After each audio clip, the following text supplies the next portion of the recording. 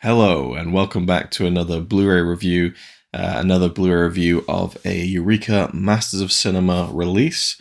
This one's a bit out of date. It's now March 2023. This came out in January, but it took me a while to get around to this one, and I wanted to kind of be as thorough as possible, and there's a lot in this release, so it just took me a little bit longer than usual, and it is spine number 272 in the collection, and it is Run, Man, Run from 1968. So this is a spaghetti western, directed by Sergio Solima, and starring Tomas Milian. So this is a film that I had never heard of before, and spaghetti westerns for me are just like a desolate wasteland of, well, one awful analogy to just throw in there, Luke. That suggests that it's, all spaghetti westerns are just deserve to be thrown in the desert. No, my point is, for me, like, my knowledge of it is like a desolate wasteland. That's where I was kind of going. I really know so little about this genre of film, the Italian western. Literally, it starts and pretty much ends with the Dollars trilogy by Sergio Leone, which for me, at least the latter two of that trilogy, some of the best films I've seen. I mean, the good, the bad, and the ugly. Let's just get it straight. One of the all-time great films, just firing on all cylinders. That last 15 minutes, to me, is pure cinema. One of the best uses of editing I've ever seen in a film. Just phenomenal. Anyway, so other than that, and westerns in general, not really my biggest kind of genre as a fan. I'm not really a fan of it over other genres. I mean, there's things like horror that I'm also not too keen on, or war movies. But a good movie is a good movie, and I'm always gonna like a good movie. Like there's no there's no skirting around that. My love for other genres is definitely there over things like westerns, but I like to be kind of challenged and push myself out of my comfort zone a little bit, and this film certainly falls under that umbrella. It's not a film I'd be like, raring to go with watching or anything like that.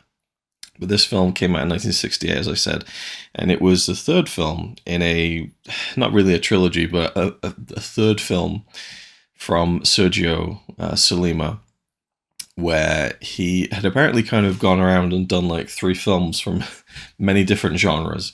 And so he never really pigeonholed himself into one particular type of film, but he did make 3 spaghetti westerns.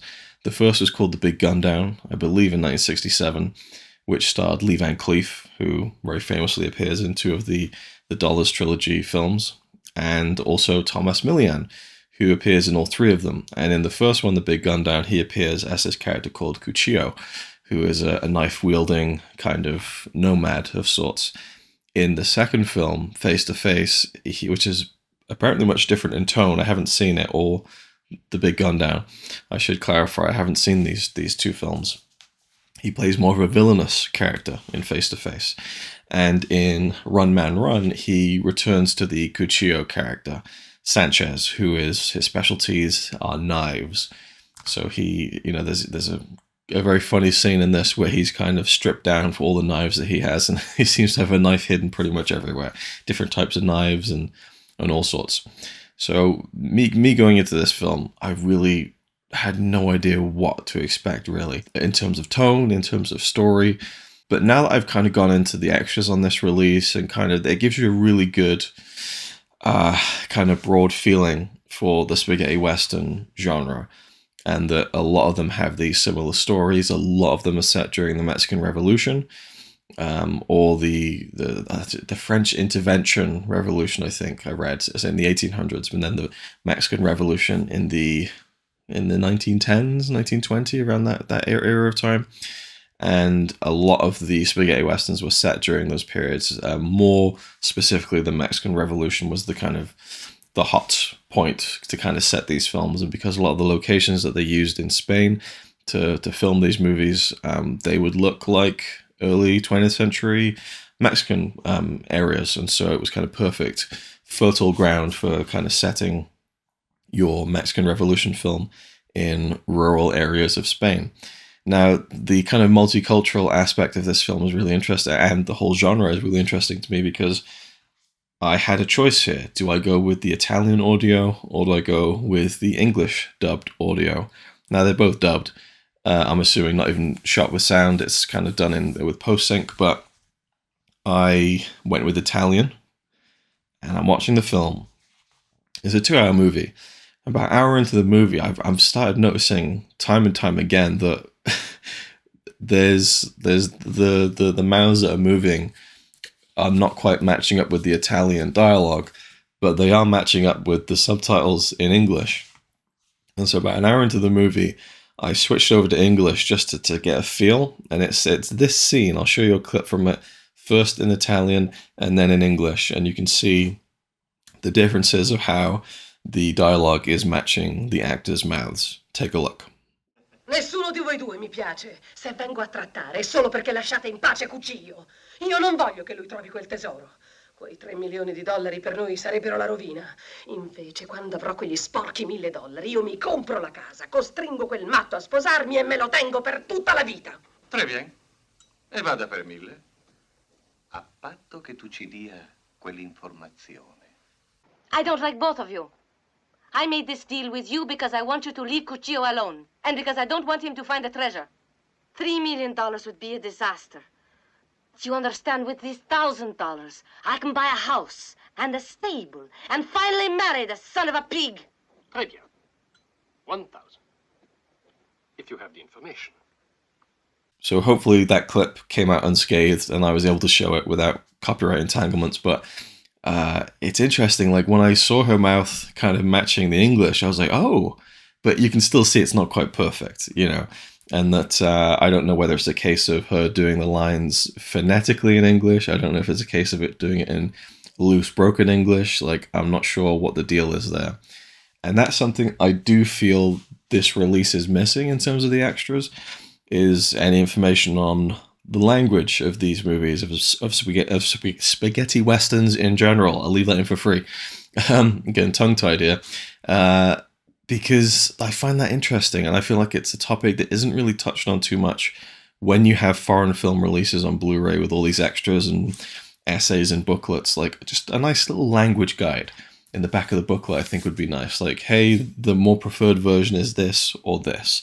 Obviously, when it comes to, you know, just a regular old, say, Japanese film, you're going to watch it in the original language. But when it comes to stuff that was done without sync sound, then that's when, I don't know, I'm not sure what to go with. And so what I actually ended up doing was watching it in both languages in 2 different cuts. So I'll get to that in just a little bit. But it was interesting for me to see the English line up, and I wasn't sure which I preferred, but I'd already watched an hour of the film in Italian, so I went through the rest of the film then in Italian to finish it off.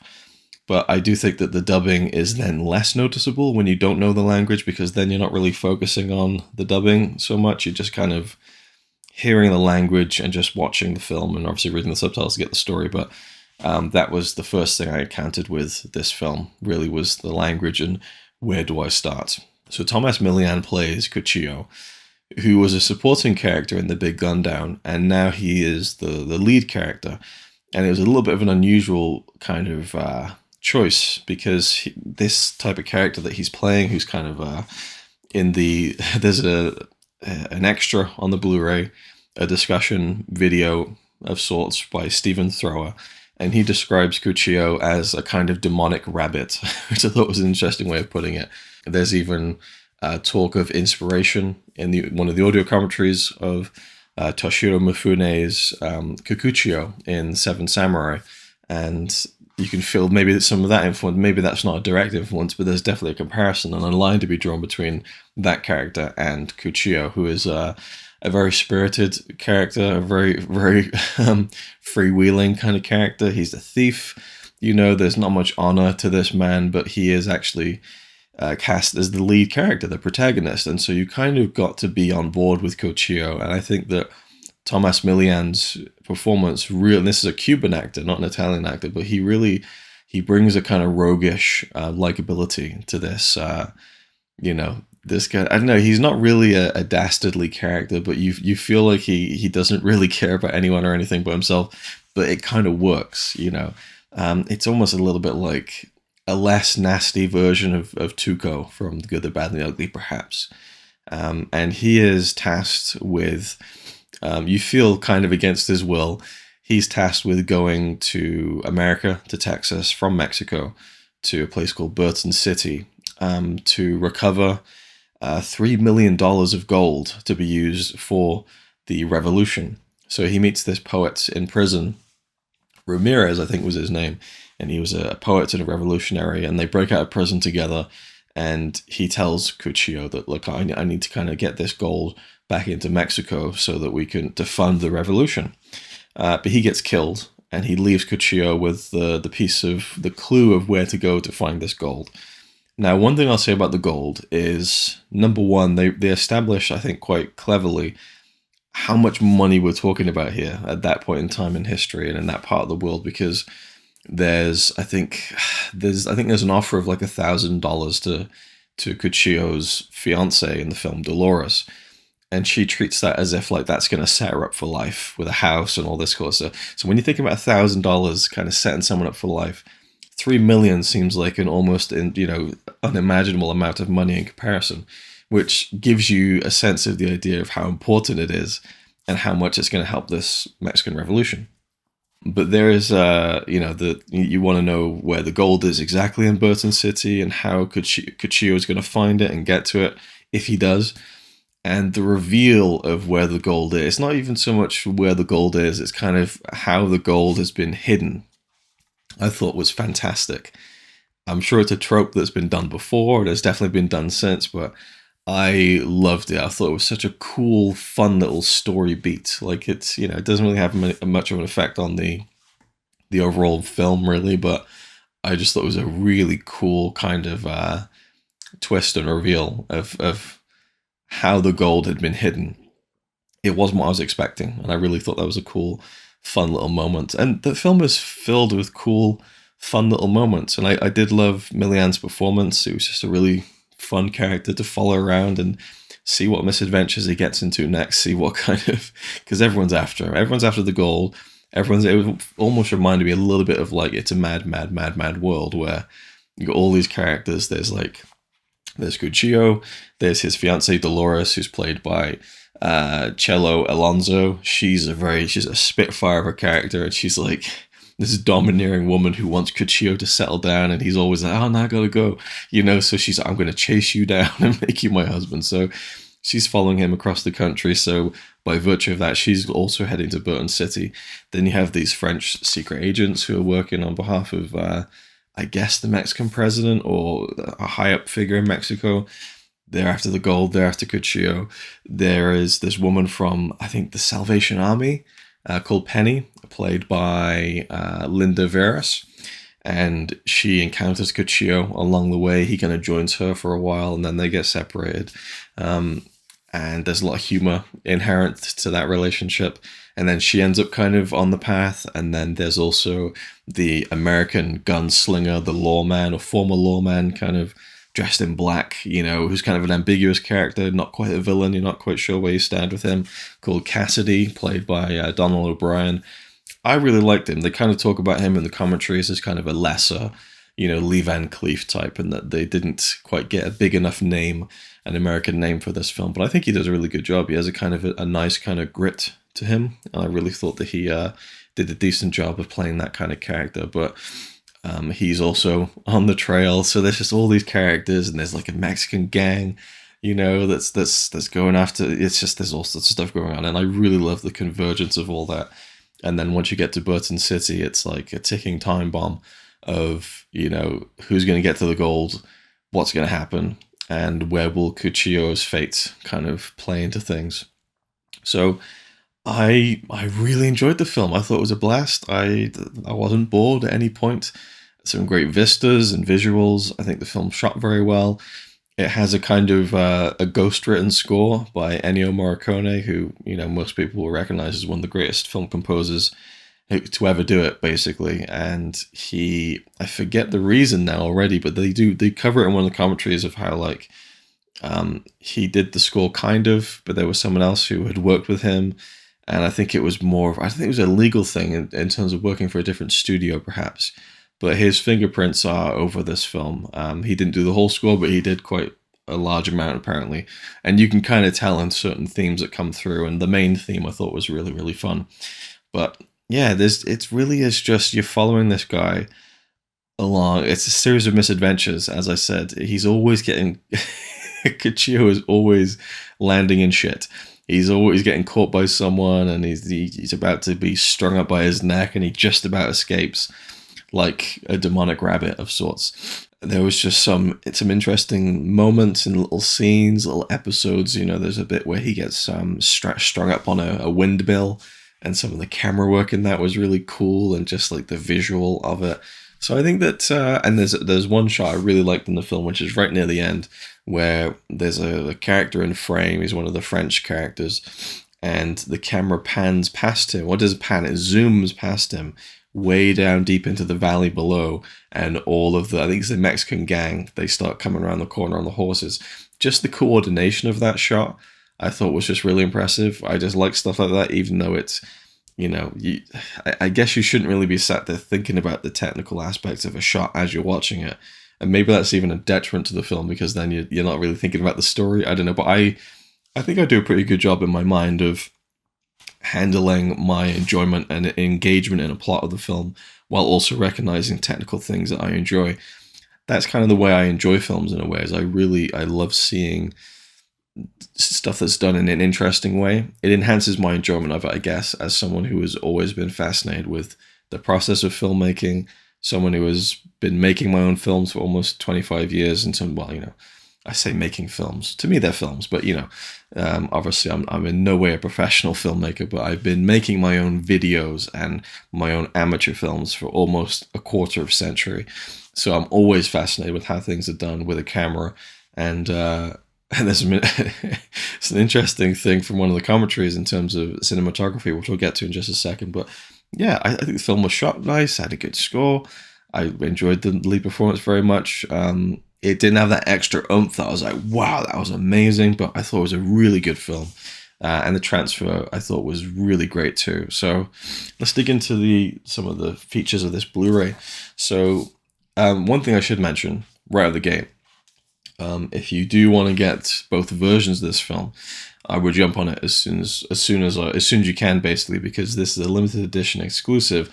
And I don't think they mentioned this anywhere, actually, but on the back of the slipcover, it mentions that you have the theatrical cut of the film, an 85-minute cut-down international theatrical release version of the film, which also comes with its own unique audio commentary. Now, if you take the slipcover off, it doesn't actually have any of that information on there. So I'm assuming that this, just the normal case version, will go on to be sold without the second disc. And they don't have to even change the text on the back. But on the slipcover, which is obviously also exclusive to the limited edition release of this, it references the two Blu-rays because they're both on separate discs. And so I think that, you know, if you want to get the two cuts, and I'll tell you what the differences are in just a second, I would definitely dive on this as soon as possible in case you don't want to miss out on that. So for me, I don't think I'd ever watch the theatrical cut again. Now, it's interesting again because it's called the theatrical cut. Really, it's an international release. But they call it the quote-unquote theatrical cut.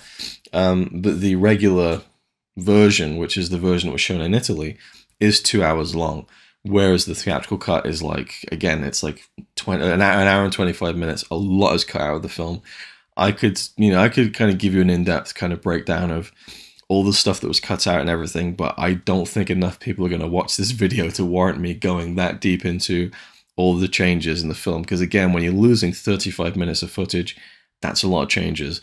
But there are certain characters like Dolores, the fiancé character, who kind of is barely even introduced in the international version of the film, we'll call it. Penny's character, she gets pared down quite a bit. There's a lot that's cut from many different threads of the film. And if you want to know everything, I would highly recommend going to moviecensorship.com, I believe, or maybe .org. I'll leave a link in the description of this video, directly to it, in fact, where they've done a breakdown of everything that's changed. And so I do think, having seen the 2-hour version, at no point did I feel like it dragged or was long or anything like that. I would recommend just watching that one. But I do love that they included the international version, which is only in English as well, by the way, and included an audio commentary on top of that, which I think is really cool. So you get really a nice kind of division of the special features across both discs of this release, which I think is really cool. So it's a 4K restoration. We have this new artwork on the slipcover by Tony Stella, which I love. This is just a really cool piece. Really, really nice. Just very evocative, kind of impressionistic kind of style. It really fits kind of a spaghetti western, I think. On the inside, I did flip it over to what I'm assuming is one of the theatrical posters of the film, which is also a really nice piece, actually. And so I feel like they complement each other well. And you flip them around and you get, you know, the nice one on the inside, alternate on the slipcover, which is the way I usually like to do it, if there's alternate artwork on the inside. And so that's the artwork of the film covered. I think it's also worth mentioning that, again, this comes from a definitive 4K restoration of the original uncut version of the film, but it also has additional color grading completed exclusively for this release. Now, they never really mentioned anything about that, so I would have liked maybe a little bit in the booklet or a little featurette just to explain what the significance of that color grading is and why it was done. I would have liked to have known. So then, of course, you have the second disc with the theatrical version, as they call it, the theatrical cut, restored English LPCM audio, and restored Italian LPCM audio. Now, I have a little bit to say about the audio commentaries, so we'll leave them aside for 1 second. There is Stephen Thrower on Run Man Run, which is a feature where he talks about the film and mainly about Tomas Milian, and for me, because in the commentaries they talk quite a bit about the leading star of this film, as you would, doing a commentary of a film that's featuring this character and actor quite heavily. I feel like Stephen Thrower in this, it's like, I think it's about 18 minutes long. He gives a much neater summary of Milian's kind of career, how he got into show business, when he moved to Miami, when he was a teenager, and then getting to perform on stage and all the various little kind of steps that he took in his career, including going to Italy, finding fame there as a star, and then going to Hollywood again. He does a neater summary, I think, of a more concise way of just kind of setting up the story of his career in a nice little, few-minute span. And that was a nice little feature, actually. I think he very eloquently kind of covered some interesting tidbits about the film that weren't even covered in the 2 audio commentaries, and gives a nice summary of Tomas Milian's career and kind of the impact that he had in the Italian films that he starred in, and how his career changed over the years, and how he was kind of typecast in the kind of Cuccio role he would go on to play in other films where he wasn't called Cuccio, but he kind of had that same kind of demeanor about him, I suppose. There is a theatrical trailer, which I guess a lot of these old trailers, they just like to throw the title in your face multiple times throughout the trailer.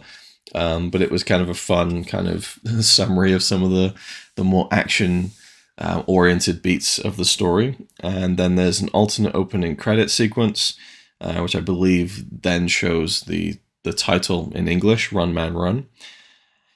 And yeah, so the 2 audio commentaries, let's get to those. So the first one is with Barry Forshaw and Kim Newman on the uncut version of the film, the Italian version. And then for the second disc with the theatrical version, the international cut, there's an audio commentary with author Howard Hughes and filmmaker Richard New. So I want to talk about these 2 commentaries a second here. So the first one, Barry Forshaw and Kim Newman, I really enjoyed. Kim Newman very much holds court in this one. He's got a lot to say, and is kind of written about westerns and things like that. I really enjoyed it. They talk a lot about different actors who are in the film, and it's very much more of a kind of little mini biographies of all the people who starred in the film and other things that they did that are kind of similar, other spaghetti westerns, and then other films that Tomas Milian did, and a lot about Sergio Solima as well. I would say that this is the commentary that kind of goes more into Sergio Solima's career and kind of where these three westerns that he made, The Big Gun Down, Face to Face, and Run Man Run, fit amongst kind of the larger span of his career. I really enjoyed it, and it was for 2 hours it really flew by, and there's a lot of information in there, and I really enjoyed it. The theatrical cut, as they call it, the pared down hour 25-minute version of the film for international audiences, with the commentary by Howard Hughes. Was it Howard Hughes? Yes, Howard Hughes and Richard New. I really enjoyed this one too. This is a much different kind of tone, that was presented with this commentary, and it's a bit more scene specific at times, and more geared towards like the making of the film, and like locations are a big thing in this. They talk a lot about the locations that were used in the film and where that certain location might have been used in The Good, the Bad, and the Ugly. And at a certain point, there's just Richard New is kind of like, oh, it's a bit Good, the Bad, and the Ugly-ish. Oh, it's a bit like for a few dollars more. And he keeps constantly referring to like those two films as kind of, oh, it's similar to For a Fistful of Dollars. It's similar to this. And I'm thinking, okay, we got it with the Dollars trilogy references. I'm assuming most spaghetti westerns have the good, the bad, and the ugly-ish moments to them. But they are literally even some locations that kind of are shared between the two films. But again, I would assume that that's kind of fairly common for spaghetti westerns. And it's interesting to kind of get a broader feel of the genre. And again, like I was saying with, me trying to choose the Italian or the English versions of the film in terms of the dub, these films really are so multicultural in the sense that you get, a film that's set in America, first and foremost, a film that's set in America and Mexico, is shot in Spain, is Italian, is also shot in Italy as well, and stars Cubans playing Mexicans, has American actors, Mexican actors, Spanish actors, Italian actors. I'm not sure if the French secret agent characters were French, but it's such a melting pot of different, and I think there's even an American actor playing a Mexican, so it's, people playing different races as well, and obviously that's something that would be much different today. But one aspect of the Howard Hughes, Richard New commentary that I kind of enjoyed, it tickled me, was that, I don't know really anything about either of these two men, have never heard a commentary with either of them, but Howard Hughes clearly writes about westerns, and Richard New is listed as a filmmaker on the back of the cover of the Blu-ray, and so I'm assuming he's made some films and is involved in filmmaking. So constantly throughout the film, Richard will ask Howard about certain things to do with the spaghetti western genre or westerns in general, and he'd say, well, would that be where this is? Or, it's just, as you would expect. If you have an expert there, you'd ask them questions about things. And I kind of like that dynamic, that you'd have kind of a co-host who's kind of asking you questions, and it leads things on, and it gives him an answer that he's maybe looking for. And more often than not, he answers the question, quite sufficiently. But there are two instances where Howard asks Richard about the cinematography, so I'm assuming again that Richard New is involved in filmmaking and has an eye for or experience with cinematography. So there's one point where Howard says like, oh, so that's a really interesting shot there. I'm assuming that's like a telephoto lens. Nothing. He just gets nothing in response, so they just carry on. They continue talking. And then towards the end of the film, there's a really great shootout that takes place at night in Burton City, and it's kind of it's almost like Cuccio as Batman. Like all these people have turned up to kind of take him out, and he's in the shadows with his knives, and he's taking people out, and it's like a nice stealthy kind of, and then the guns come out and stuff. It's a really, really cool sequence. And they're talking about it, and Howard goes, yeah, this must have been really tricky to light, being a night scene. How would you go about lighting a scene like this? How would you approach that? And Richard goes, well, Howard, you just, you place your lights correctly. Anyway, it's such a non-answer. It's just like, it's like if someone said to like an author or like a noted writer, like, how do I learn about story structure in writing? And they'd say, well, you just put pen to paper. Anyway, it just, well, you just know how to place your lights. That's it, And it was just such a funny, like, I don't know what the story is there, whether he just was fed up of being asked questions like that, or whether he just didn't want to talk about it, or, and this is probably the more likely conclusion of why he kind of shrugged him off, is probably because there's a lot to get through and they want to talk about stuff, you know, and they probably have plans and kind of, I'd love to know, like, the inner workings of commentaries, how people put these together, especially people who weren't involved in the making of the film. Because if you're a director or a star of a movie, I'd imagine it's fairly, you just sit down and you react to it and just kind of tell stories. There's not much prep involved.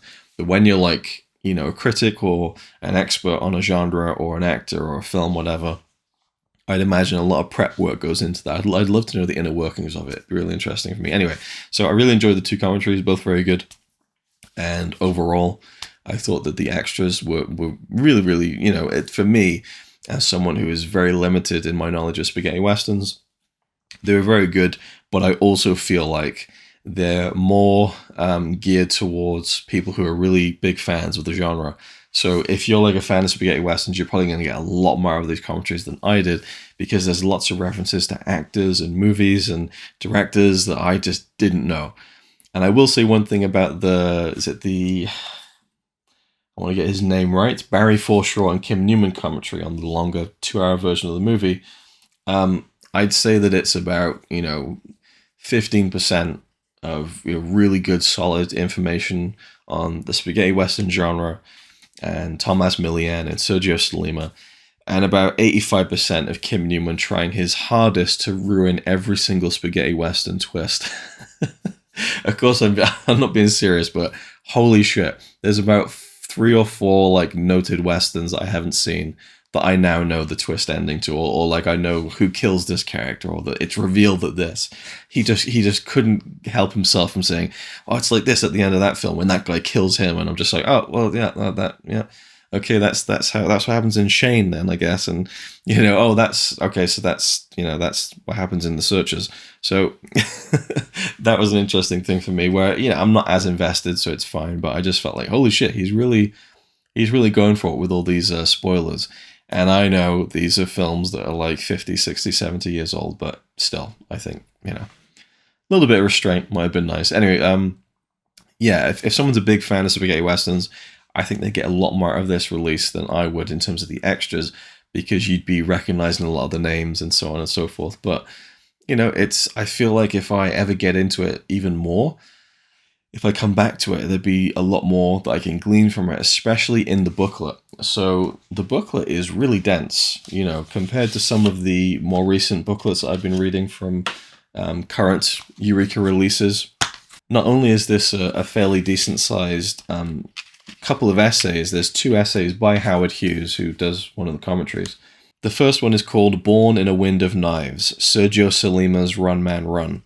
So this focuses very heavily on the movie itself, in terms of the political aspect of the storyline, just kind of behind the scenes of the people who made the movie, talking about kind of what kind of typical heroes you'd get in these kinds of spaghetti westerns, and how Cuchillo was maybe a little bit of a kind of, again, just a different type of protagonist for this kind of film. A lot of stuff about the shooting locations of the film. Like, if you wanted to know where any scene of this film was shot, he probably mentions it in the booklet. But if you can just look at how small the text is, like the font size on this essay, and there's many pages of this, and it goes through the different cuts of the film as well, and their various releases on home video, and why this film wasn't as big of an international success, and why it's not really a known kind of beloved classic spaghetti western either. That first essay, there's a lot to it, but the second one is called Viva Mexico, the Revolution, Zapata Style, again by Howard Hughes, and this is just an exhaustive piece that really just goes over many different spaghetti western films. And I was kind of lost in it, because it's just a sea of directors and actors who I don't know, and talking about different plots and how they compare to other ones, and different styles and tones of these spaghetti westerns, and different countries that were making them. So yeah, there's a lot in this booklet, and I think that if anyone came to this with more of a spaghetti western leaning mind than I do, they get a lot more out of the booklet, I think.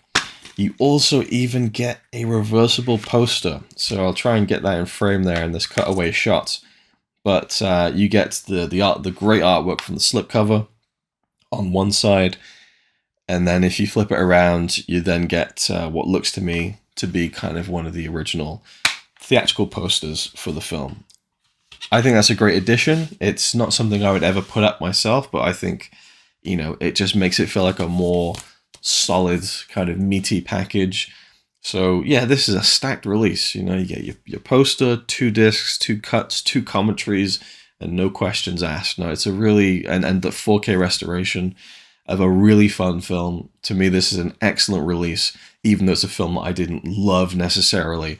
I just love the care and the effort and attention that went into this one. I think for people who are more geared towards spaghetti westerns, as I've said about 1,000 times by now, they probably get a lot more out of it than I would in terms of those extras. But I did enjoy kind of immersing myself in that, even though I wasn't too familiar. I think that's something that I enjoy doing as a film fan, is throwing myself in at the deep end and kind of picking up bits and pieces of information here and there. And I do think moving forward, if I saw Tomas Milian's name, I'd go, oh, and I'd be more interested in seeing maybe that film or seeing his performance in it and kind of maybe comparing it to Cuccio in some way, which is maybe not the best thing to do when you typecast an actor inside your own head. But he's a very capable entertainer, I think, and so I really enjoyed his performance in this. I liked a lot of the performances. It's a fun movie. It's a nice kind of rousing, and the final showdown was really fun. Felt very Sergio Leone-esque, but maybe for the wider span of spaghetti westerns, that's not too out of the norm. I don't know. Maybe someday I'll have more of a grasp on it. But for now, thank you for watching. Hope you enjoyed, and I'll see you in the next one.